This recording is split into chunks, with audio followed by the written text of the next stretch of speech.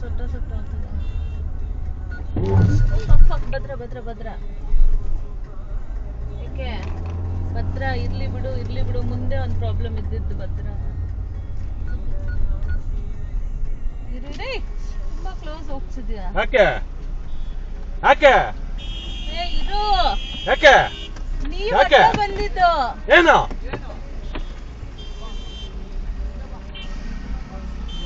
ಯಾಕೋ